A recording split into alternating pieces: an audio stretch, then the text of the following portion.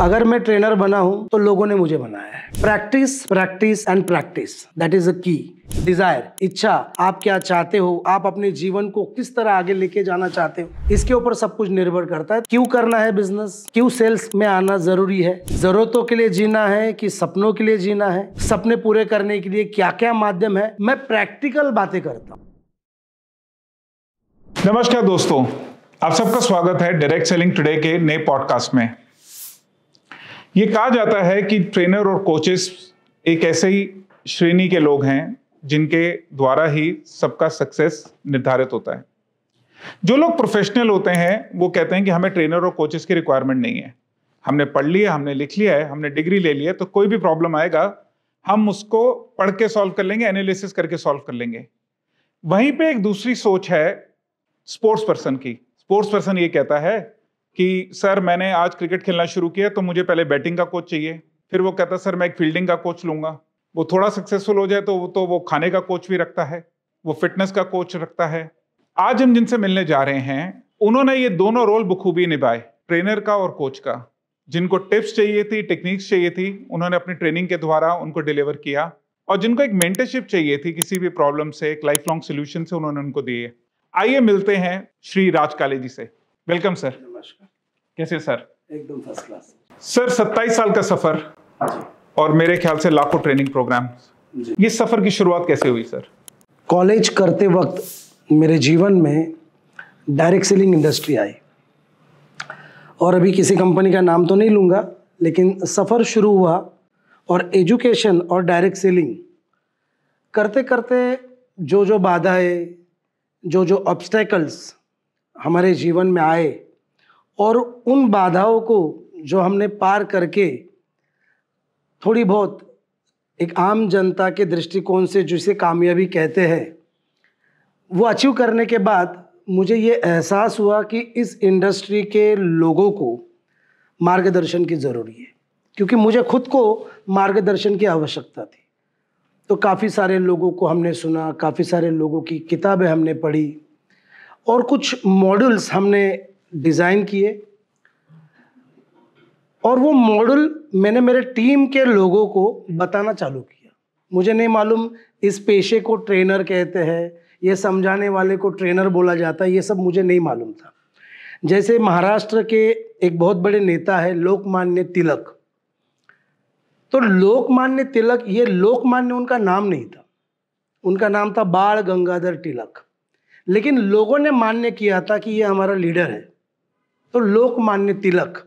वैसे लोगों ने ये मान लिया कि ये आदमी जो हमें सिखाता है, उसके सिखाने से हमें बेहतर फ़ायदा होता है, इसके सिखाने से हमें कुछ ना कुछ मंजिल मिलती है, मार्गदर्शन मिलता है। और फिर वो सफ़र शुरू हुआ। 4 सितंबर 1996 को फर्स्ट कमर्शियल किसी ने मुझे बुलाकर अरेंज करवाया मुंबई में, और वहाँ से ये सफ़र शुरू रहा।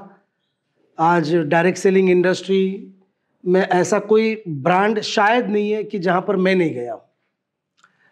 इंश्योरेंस सेक्टर, आईटी सेक्टर, लेकिन direct selling industry mouth to mouth advertising है, प्रचार ज़्यादा होता है, तो इस इंडस्ट्री के लोगों को लगता है कि पर्टिकुलर डायरेक्ट सेलिंग इंडस्ट्री को ही मैं ट्रेन कर रहा हूँ, लेकिन ऐसा नहीं है। आईटी सेक्टर है, इंश्योरेंस सेक्टर है, ओपन ट्रेनिंग प्रोग्राम्स है, काफ़ी सारे प्रोग्राम्स। ये जर्नी 27 सालों से जारी रही है।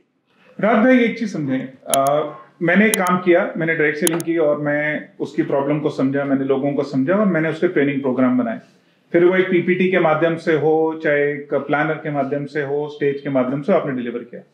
पर जब आप आईटी सेक्टर में गए होंगे, जब आप ये इंश्योरेंस सेक्टर में गए होंगे, उनकी तो प्रॉब्लम्स अलग अलग हैं, वो काम आपने नहीं किया था कभी भी। तो कैसे आपने ट्रांजिशन किया डायरेक्ट सेलिंग ट्रेनर से लेट्स अज्यूम आईटी ट्रेनर? जी सर, किसी भी चीज़ की एक जड़ होती है, बेसिक चीज़ होती है, वो कॉमन होती है सर, ऐसा मेरा खुद का पर्सनल मानना है। क्योंकि अगर मुझे पूछा जाए काम करने के लिए सबसे ज़्यादा क्या ज़रूरी है, तो डिज़ायर, इच्छा शक्ति ज़रूरी है। अब इच्छा शक्ति हर क्षेत्र में लागू है, ठीक है। भूख अगर नहीं है तो हम आपके सामने कितना भी और किसी भी प्रकार का खाना रखेंगे, आप खा नहीं पाएंगे। बहुत ज़्यादा ज़रूरी होता है भूख।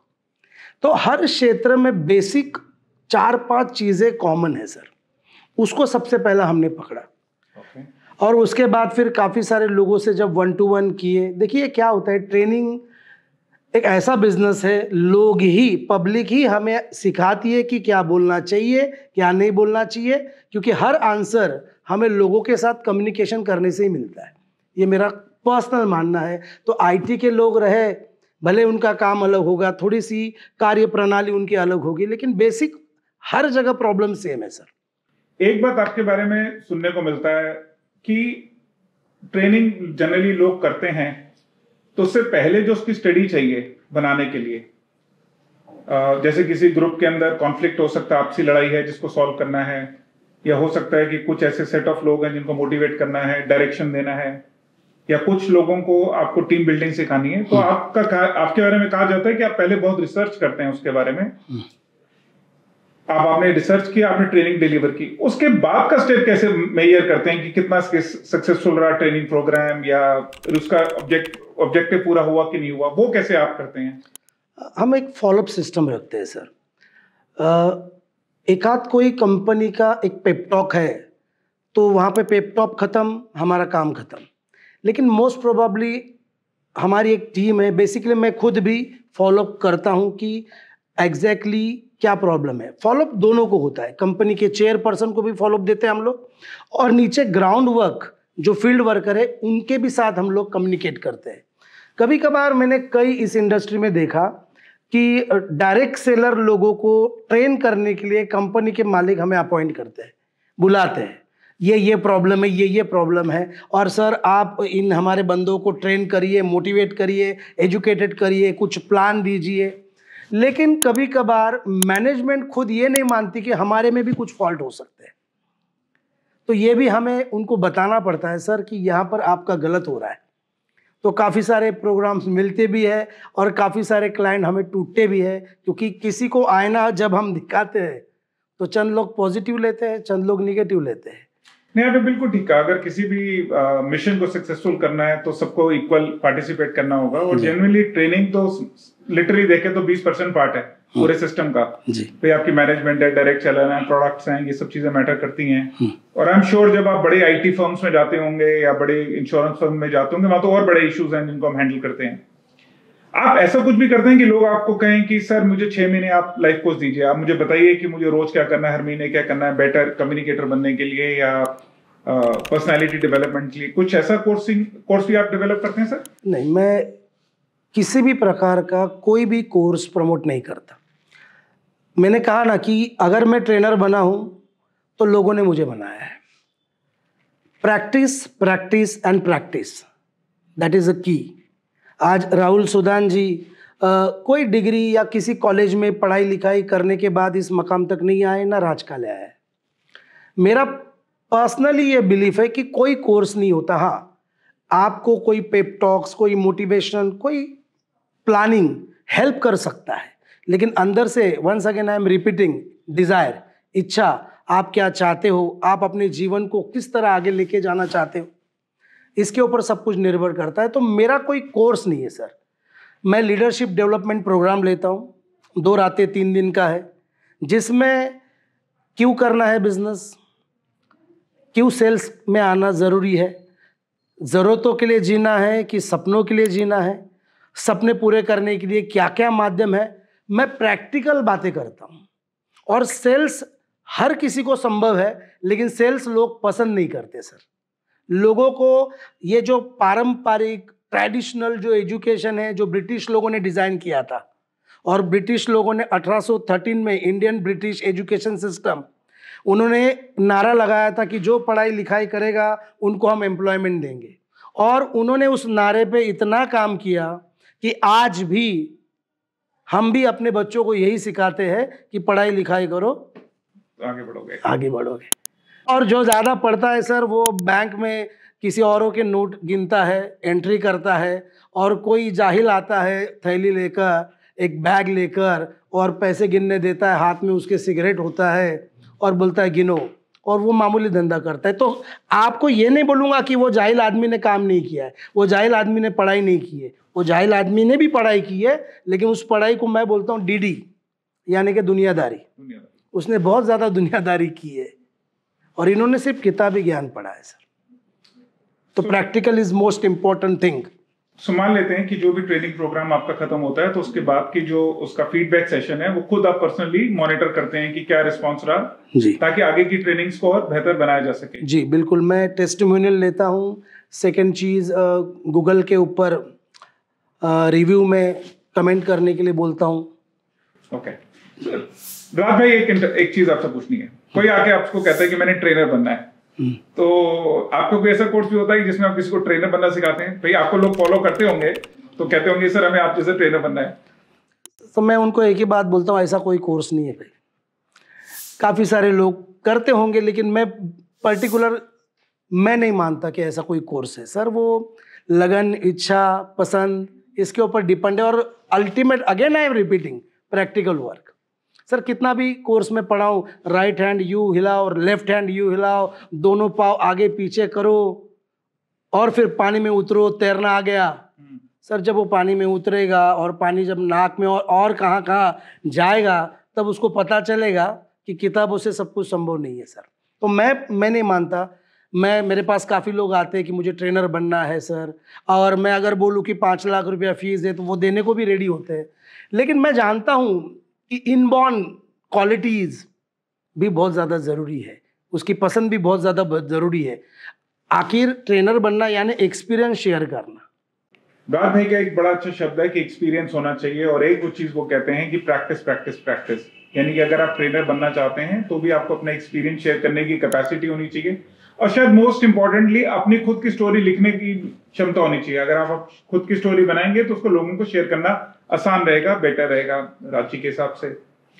राजी, आप आजकल की जो जनरेशन है, और 20 से 25 साल पहले ट्रेनिंग की बात करें तो एक व्हाइट बोर्ड भी होता था, ब्लैक बोर्ड होता था, उस पर ट्रेनिंग हो जाती थी।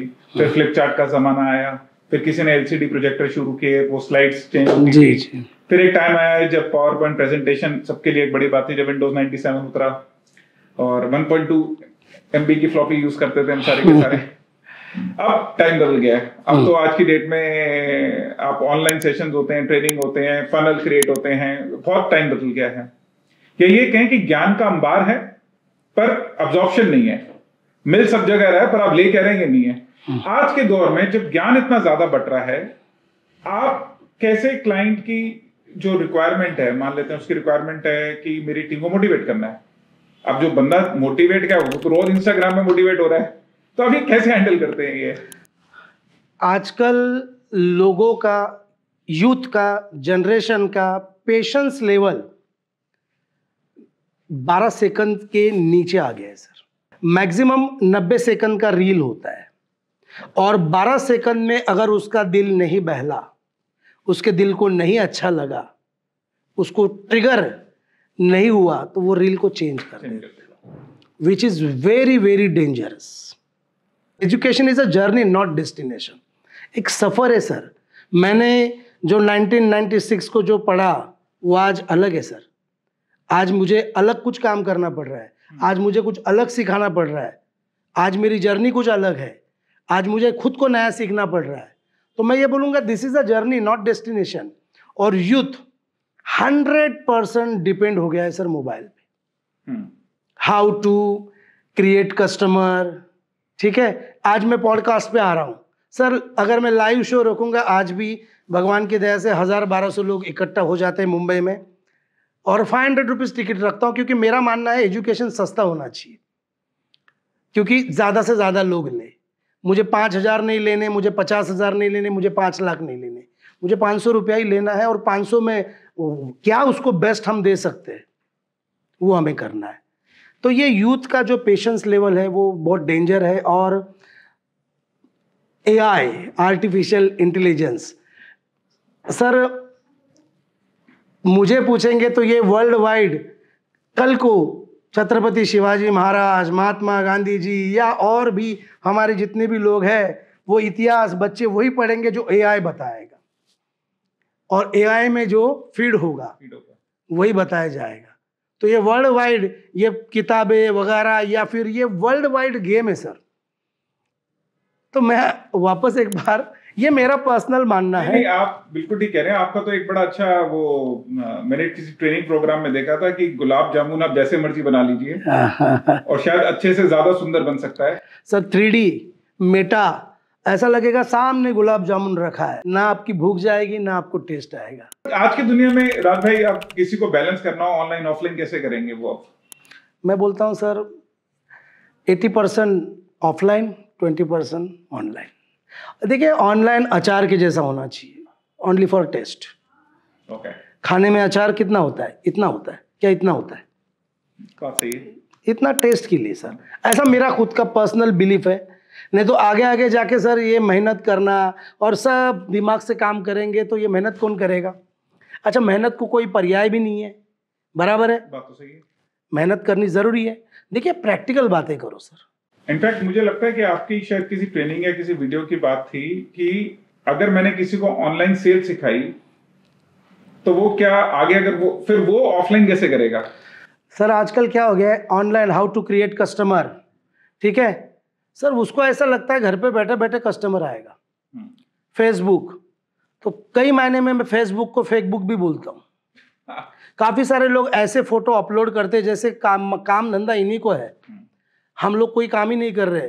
किसी हॉल का माइक उठाएंगे, हाथ ऊपर करेंगे, फोटो ऐसी खिंचवाएंगे जैसे मानो वही मीटिंग ले रहे थे, ठीक है। तो लोग इम्प्रेस कर रहे हैं लोगों को, एक्सप्रेस खुद को नहीं कर रहे वो लोग। हाँ, आजकल सर दिखावे का ज़माना रहा है सर। वो गोल्ड क्या है कुछ नहीं, दिखावा बस।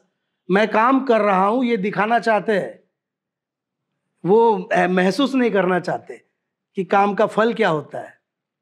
आपने बड़ी अच्छी बात की राज भाई कि लोग इम्प्रेस करने के लिए बोलने लग गए, एक्सप्रेस करने के लिए नहीं बोल रहे। अच्छा राज भाई, एक सिचुएशन समझते हैं। मान लीजिए कोई स्कूल का प्रिंसिपल आपको कहता है कि सर आपने आके 6ठी या 8वीं क्लास के या 10वीं क्लास के बच्चों का सेशन लेना है और आपने उनको गाइड करना है कि मोबाइल का यूसेज की वजह से उनकी कितनी पढ़ाई में प्रॉब्लम आ सकती है। हाँ। और आपको लाइफ में सक्सेसफुल, बोर्ड के एग्जाम है, परीक्षा आने वाली है, आपको फोकस करना है। कोई आपको ऐसा असाइनमेंट दे तो कैसे अप्रोच करेंगे इसे? देखिए समझाना एकमात्र सॉल्यूशन है।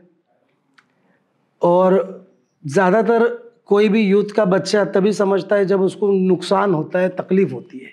ये इंसानी फितरत है। माँ बाप हमें बोलते थे जल्दी सोया करो, जल्दी सोया करो। तो हमारे ज़माने में टीवी था, तो रात को 10 बजे की सीरियलें हम देखते थे, हम नहीं सुनते थे, रोते थे। और जब चश्मा लगा आँखों पर या फिर तकलीफ़ होने लगी तब पता चला कि पिताजी जो बोलते थे सही बोलते थे। तो ये बात एक ही हाथ में अपने समझाना, बाकी कब समझ में आएगा लोगों को ये तो वक्त बताएगा। तो समझाने का जारी है। अभी मैं आपको महाराष्ट्र में रयत शिक्षण संस्था है, उनके कॉलेज में जाता हूँ, बच्चों लोगों को मैं पढ़ाता हूँ कि इस मोबाइल का कितना इस्तेमाल करना चाहिए, हार्डवर्क कितना होना चाहिए, फिज़िकल वर्क कितना होना चाहिए, रिलेशन कैसे मेंटेन। आज देखिए बच्चों लोगों को बोलना पड़ता है कि भाई मामा जी आए उनके पाँव छू, वो बच्चा मोबाइल में रहता है। बिल्कुल सही कह रहे हैं। तो ये मोबाइल निकलते जा रहा है, बच्चों को फ़ायदे है तो नुकसान भी है, तो ये भी ज़रूरी है। लोग सिर्फ फ़ायदे फ़ायदे फ़ायदे फ़ायदे देख रहे हैं सर, नुकसान भी तो देखो। एक थोड़ा सा चलते बिजनेस साइड राजी, सो मान लेते हैं कि एक डायरेक्ट सेलिंग कंपनी ओनर है, वो आपसे चर्चा करना चाहता है एजुकेशन सिस्टम के लिए। अब वो 2-3 पहलू हैं एजुकेशन के। एक पहलू है प्रोडक्ट की ट्रेनिंग जो कंपनी खुद करती है, मे बी कस्टमर सर्विस की ट्रेनिंग, ऑपरेशंस की ट्रेनिंग, और हो सकता है उनके पास सेल्स ट्रेनिंग हो या उनके लीडरशिप की भी ट्रेनिंग हो। तो कैसे कंपनी चूज करे कि उनको एक एक्सटर्नल ट्रेनर के पास जाना चाहिए या उनको एक इंटरनल ट्रेनिंग सिस्टम स्ट्रॉन्ग करना चाहिए? अभी इसमें एक बात हो रहा है, लीडरशिप भी ट्रेनिंग है, तो यानी कि मैनेजमेंट की ट्रेनिंग, लीडरशिप की ट्रेनिंग और फिर एक एक्सटर्नल ट्रेनर। तो आप क्या उनको गाइड देते हैं या इनपुट देते हैं कि ऐसे क्या पॉइंट बताते हैं कि उनको चूज क्या करना चाहिए? 2 तरह के नेटवर्कर है, डायरेक्ट सेलर है, एक डिपेंडेंट और एक इंडिपेंडेंट। सर डिपेंडेंट सबसे ज़्यादा है, वो आज भी प्लान शो के लिए अपने अपलाइन को लेके जाता है। उसका रोल क्या है मालूम है सर? ये मेरे अपलाइन है और ये मेरे फ्रेंड है, बात करो। ये नीचे जाके सिगरेट फूकता है। तो मैं जो ट्रेन करता हूँ इंडिपेंडेंट, तुझे अकेले सफ़र करना है, तुझे अकेले अपॉइंटमेंट लेनी है, तुझे ऑब्जेक्शन अकेले हैंडल करने हैं। आजकल फैशन हो गया है सर अपलाइन को लेके जाना। इंडिपेंडेंट, देखिए क्या होता है, अंडा बाहर से फूटता है तो उसका एक ऑमलेट बनता है सर, अंदर से फूटेगा तो एक जीव निर्माण होगा। हम कोशिश करते हैं एजुकेशन के माध्यम से उसके अंदर से काम करने की चाहत पैदा हो। तो फिर सिस्टम कैसे चलना चाहिए? तो यानी कंपनी को जो अपनी प्रोडक्ट ट्रेनिंग है वो हैंडल करे, जो बिजनेस ट्रेनिंग है वो लीडरशिप, और आपको स्पेशल प्रॉब्लम के लिए यूज करें, या आप उनको पूरा सिस्टम बनाने में हेल्प कर सकते हैं? नहीं, मैं पूरा उनका सिस्टम बनाने में हेल्प कर सकता हूँ। लीडरशिप डेवलपमेंट प्रोग्राम, जिसमें मैं सबसे पहले उनका व्हाई क्लियर करता हूँ। अच्छा। हाँ, कि why sales, why direct selling, ये क्यों करना है। तो उसमें मैं लाइफ कैलकुलेशन देता हूँ कि आपके लाइफ में कितने घंटे हैं, कितने सेकंड है, कितने घंटे आप सोने में बर्बाद करते हो, खाने में बर्बाद करते हो, बेफिजुल की बातें मोबाइल में। आजकल ये अगर मोबाइल नहीं रहा हाथ में तो आदमी को लगता है कि ऑक्सीजन मास्क हाथ में नहीं है, तो उसको कितना समय देना चाहिए, ठीक है ना। प्रैक्टिकल वर्क, अपॉइंटमेंट लेना, अपॉइंटमेंट पर जाकर डिलीवर्ड करना, ठीक है ना, फिर उसका रिजेक्शन भी बर्दाश्त करना, और पेशेंस, संयम के साथ वापस उसके टच में रहना। ये सब कुछ कलाकारी हम कोशिश करते 3 दिनों में लोगों में इंस्टॉल करने की। तो आप उनके साथ काम कर लेते हैं कि एग्जिस्टिंग उनका सेल्स स्टाफ है, ट्रेनिंग दे रहा है और आपका ट्रेनिंग दे रहा है, तो मिलके एक मतलब मॉड्यूल बनाया जा सकता है कि जो लंबे टाइम तक चल सके। जी, मेरा जो पैटर्न में थोड़ा सा बताना चाहता हूँ। हम सुबह 10 बजे चालू करते हैं, वो रात को 12 बजे तक,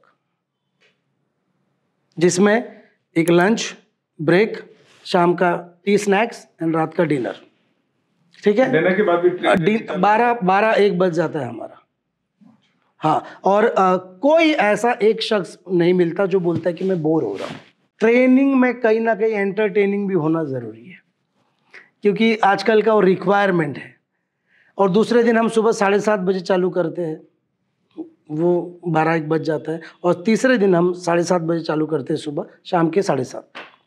ऐसा 3 दिन में, फिर 3 दिन के बाद एक सर्टिफिकेट देते हैं, बाकायदा उसके प्लेज हम लेते हैं, फिर उसका रिव्यू पूछते हैं इस इंडस्ट्री के बारे में, इस कंपनी के बारे में, इस इंडस्ट्री के बारे में, क्या तुझे पसंद आ रहा है, समझ में आ रहा है। तो काफ़ी बेहतरीन नतीजे सामने आते हैं। राज भाई, ऐसा कुछ इशू तो नहीं आता होगा कि अब समझिए कंपनी जो एग्रीकल्चर प्रोडक्ट में है और एक कंपनी है जो हेल्थ के प्रोडक्ट में है, सो क्या आप उनके प्रोडक्ट की स्टडी करते हैं, या जो आपका ऑब्जेक्टिव रहता है कि मेरे को सिर्फ सेल्स की टेक्निक सिखानी है? नहीं, प्रोडक्ट के विषय में मैं ज़्यादा नहीं देखता, क्योंकि देखिए कोई भी प्रोडक्ट हो, उसका कस्टमर है इसलिए वो प्रोडक्ट है। आप ऐसा मुझे एक प्रोडक्ट बताइए जिसके लिए कस्टमर नहीं है सर। सही बात है, नहीं तो प्रोडक्ट ही क्या होगा? प्रोडक्ट ही नहीं होगा। आप जूते से लेकर सर के बाल तक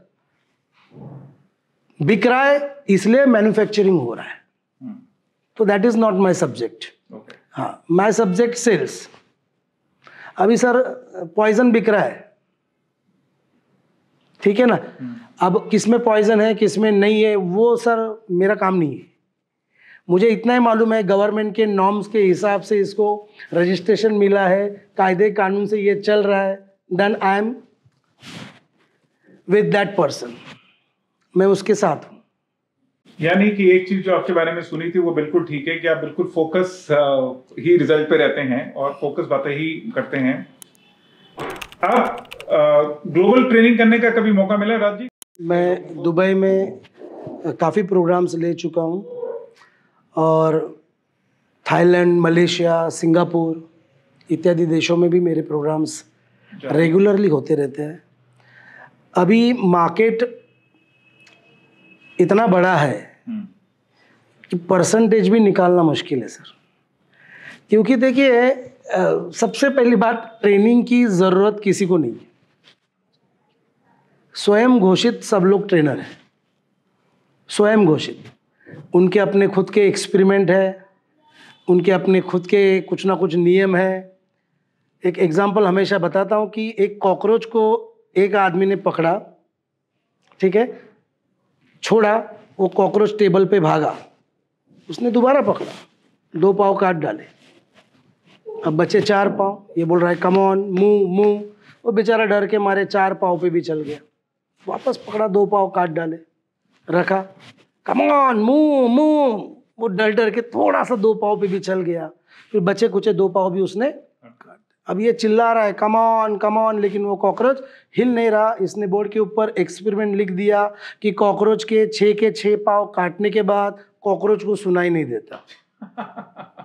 तो बताइए, अभी उसके एक्सपेरिमेंट है, उसका है। ऐसे मार्केट में काफ़ी सारे लोग हैं जो ये मानते ही नहीं है कि मुझ में कमी है। सर मैं आज ट्रेनर के बदौलत यहाँ पर बैठा हूँ, लेकिन मेरे में भी काफ़ी कमी है। अगर मुझे भी कहीं मौका मिलता है सीखने का तो मैं भी जाके बैठता हूँ। मैं भी आज किताबें खरीदता हूँ, 2200 किताबें हैं मेरे पास। क्या बात है। हाँ, मुझे सबसे शानदार ये पोर्शन लगा आपका, पढ़ना। और मैं सर ज़्यादा नहीं, 5 मिनट रोज़ पढ़ता हूँ, और 5 मिनट बहुत होता है। ये तो बड़ा अच्छा हमारा नेक्स्ट क्वेश्चन बनता है कि राज भाई किससे ट्रेनिंग लेते हैं, या ये माना है कि राज भाई किससे इंस्पायर्ड हैं या सीखना चाहते हैं? मैं स्वामी विवेकानंद जी की किताबें पढ़ता हूँ फॉर इनर पीस के लिए। बाकी मैं सभी लोगों को पढ़ता हूँ, सभी लोगों को सुनता भी हूँ, क्योंकि मेरा 1 घंटे का जो टाइम है उसमें कुछ पढ़ना भी है, कुछ देखना भी है, कुछ अपडेट करना भी है, वो उतना ही है। अच्छा, वो टाइम है जो बेसिकली मेरे पास खाली समय है। हाँ, क्योंकि दिन के वक्त मुझे काम ही करना है सर। मेरा कॉलिंग है, मुझे कहीं जाके मिलना है, प्लान शो करना है, किसी के सामने जाकर बताना है कि मॉड्यूल क्या होता है, ट्रेनिंग क्या होता है, और कर रहे हैं सर। 27 सालों से लोग झेल रहे हैं। नहीं, आपका ये बड़प्पन है जो आप ये बात कर रहे हैं। सो मानते हैं कि आपने स्वामी विवेकानंद जी का नाम लिया, ऐसी कोई 3 किताबें या आपको लगता हो कि जो यंग जनरेशन के एंटरप्रेन्योर को पढ़नी चाहिए, जो नए लोग शुरू कर रहे हैं, जो सक्सेस ढूंढते हैं या बिजनेस में कामयाब होना चाहते हैं, ऐसी कोई किताब अगर किसी को रेफर करनी हो? मैं आपको रेफर करूंगा बायोग्राफी, श्री अमिताभ बच्चन की बायोग्राफी। एक मैंने किताब ली थी 3300 रुपये में। उसमें क्या है देखो, सिर्फ वो पढ़ाई नहीं, पिक्चर्स भी है, कुछ उसकी जर्नी भी है, तो वो बहुत मोटिवेट कर जाती है कि जब वो बॉम्बे में आए थे, रहने का घर नहीं था, 1800 रुपया किराया देने के लिए नहीं था, तो 4-4, 5-5 लोग इकट्ठा रहते थे। वो सब मुझे बहुत मोटिवेट करता है सर। तो बायोग्राफी आप धीरू भाई अंबानी की बायोग्राफी की लीजिए, वो कलर पिक्चर के साथ है। क्योंकि देखा क्या है, काफ़ी मोटी किताबें होती है सर। मोस्ट प्रोबेबली वो घर के शोकेस में बहुत शानदार दिखती है, लेकिन 2 पेज भी किसी ने पढ़े नहीं होते, क्योंकि वो आकर्षक नहीं होती है। आप समझे? तो एक्चुअली में राजू, मेरा नेक्स्ट क्वेश्चन इसी पे ही है। सबसे ज्यादा 3 फेवरेट पिक्चरें कौन सी हैं आपकी? हाँ, मेरी फेवरेट पिक्चर लगान है। टीम बिल्डिंग के लिए कभी कभी मैं दिखा भी देता हूँ रोक रोक के, ये सीन का मतलब क्या है।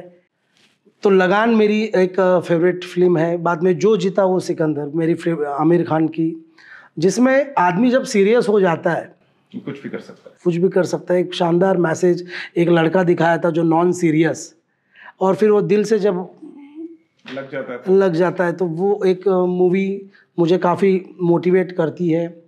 चक दे, काफ़ी सारी फिल्में हैं। तो मैं फिलहाल तो यही बोलूँगा, ये 3 फिल्में देख सकते हैं आप। सो राज भाई, अगर ट्रेनर नहीं होते तो क्या होते? कहीं ना कहीं अपनी मर्जी का सेल्स का कोई ना कोई बिजनेस होता, क्योंकि जिस लाइन से हमको एक्सपीरियंस आया वही हम सिखा रहे। आपका एक बड़ा प्रोफाइल ये भी है कि आप लोगों को इकट्ठा करके, समाज को इकट्ठा करके एक बड़े फंक्शंस भी करते हैं। और मैंने ये देखा है कि आप हर कैटेगरी ऑफ इंडस्ट्री, हर जो समाज के सब इंडस्ट्री वालों को, सबको साथ लेके चलते हैं। और इसमें काफ़ी सारे आपके फिल्म स्टार्स आते हैं, काफ़ी हस्तियाँ आती हैं, काफ़ी पॉलिटिशियंस आपके साथ काम करते हैं। और बड़ा अच्छे लेवल पे आपने अपना एक नाम बना रखा है महाराष्ट्र स्टेट में। आपने अमिताभ बच्चन जी का तो नाम लिया, और कोई फिल्म स्टार जो आपको लगता है कि आपको मोटिवेट करता है, या कभी इनसे मिलने का मौका मिला हो या कभी उनसे बात सुनने का मौका मिला हो? शाहरुख खान को मिला हूँ मैं। कैसा रहा उनसे मिलने का पर्पस, कैसा लगा? सर कुछ नहीं, हाथ मिलाया, एक फ़ोटो खींचा, बस, और कुछ नहीं।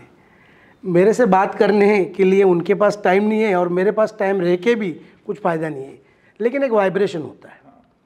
हाथ मिलाया, एक फ़ोटो, हाय हेलो हुआ। और बॉलीवुड इंडस्ट्री में एक एक जो स्टोरीज़ है उनको फेम मिलता है सर, अवार्ड मिलता है। मैंने देखा रेडियो इंडस्ट्री का अवार्ड है, फिल्म इंडस्ट्री का अवार्ड है, इंडस्ट्रियल्स लोगों के लिए अवार्ड है, लेकिन डायरेक्ट सेलर लोगों के लिए उतना कोई रिकॉग्निशन नहीं है। हालांकि ये भी एक ऐसा काम है जिसकी तारीफ़ होनी चाहिए, और आप भी डायरेक्ट सेलिंग के माध्यम से काफ़ी लोगों को फेलिसिट करते हैं, अवार्ड देते हैं, फेम देते हैं। तो हम भी पिछले 2 सालों से अलग अलग फंक्शंस अरेंज करते हैं, सेलिब्रिटीज़ को बुलाते हैं, एक फेम देने की कोशिश करते हैं। नहीं, बहुत बढ़िया काम करते हैं राज भाई। मुझे लगता है कि किसी भी चीज़ को बड़ा करने के लिए बड़े लोग ही लगते हैं। जब तक आप छोटे हैं और आपके साथ बड़े लोग जुड़ते हैं तभी वो चीज़ें बड़ी नज़र आती हैं, और ये भी एक अच्छा स्टेप है। और वैसे भी डायरेक्ट सेलिंग को कहा जाता है कि बड़ा ग्लैमरस सा बिजनेस है, और शुरुआत चाहे चप्पल से होती है पर बंदा एयरपोर्ट तक चला जाता है, प्लेन तक चला जाता है। राज भाई, एक जो मुझे समरी चाहिए आपसे पूरे चीज़ की, अब डायरेक्ट सेलिंग टुडे के जो सब्सक्राइबर हैं वो जब ये वीडियो देखते हैं, जब हमने उनको बताया कि राज काले साहब हमारे साथ इस प्रोग्राम में आ रहे हैं, तो वो चाहते थे कि आप कुछ ऐसा उनको मोटिवेशनल की बात करके जाएं, या ऐसी कुछ बता के जाएं जिससे वो उनको लगे कि हाँ वो उसे याद कर सके, वो उसे इम्प्लीमेंट कर सके और अपना बिजनेस बढ़ा सकें। आपकी सेल्स स्ट्रैटेजी की क्लोजर स्टेटमेंट चाहिए सर। मार्केट से प्रैक्टिकल काम करके सीखो, अचीव करो, फिर सिखाओ, दैट्स ऑल। मार्केट से प्रैक्टिकल काम पहले सीखो और फिर सिखाओ। पहले सीखो, कुछ अचीव करो और फिर सिखाओ। दोस्तों, ये थे राज काले जी, एक 360 डिग्री ट्रेनर, एक 360 डिग्री इंसान, बट उससे ज़्यादा बहुत बेहतरीन दोस्त। आप में से जितने भी लोग ट्रेनिंग के लिए कभी किसी को मिलना चाहें, कोई एडवाइस लेना चाहें, तो राज काले जी का नंबर हमारे पास है, आप उससे कनेक्ट कर सकते हैं। अगली बार जब राज काले जी आएंगे तो हम उनसे एक रिक्वेस्ट करेंगे, 1 घंटे का एक ट्रेनिंग प्रोग्राम सेल्स के लिए डायरेक्ट सेलिंग टुडे सब्सक्राइबर्स के लिए करें। आप प्लीज़ अपने ट्रेडमार्क स्टाइल में इस सेशन का, इस इंटरव्यू का क्लोजर कीजिए। जी हाँ, मैं कोई भी ट्रेनिंग प्रोग्राम का एंड गाने से ही करता हूँ, क्योंकि मुझे किसी ने बताया था कि स्टार्ट और एंड परफेक्ट होना चाहिए। बीच में तो सैंडविच है, दिखने को ऊपर का और नीचे का है, बाकी सब सैंडविच बोलते हैं, अंदर का मसाला कोई देखता नहीं है। तो मैं एक गाने के 2 बोल गाकर यहाँ पर समाप्त करूँगा। आओ मेहनत को अपना ईमान बनाए, अपने हाथों को अपना भगवान बनाए। राम की इस धरती को, गौतम की भूमि को, सपनों से भी प्यारा हिंदुस्तान बनाए। देखते रहिए direct selling today. Thank you so much. Thank you Raj साहब।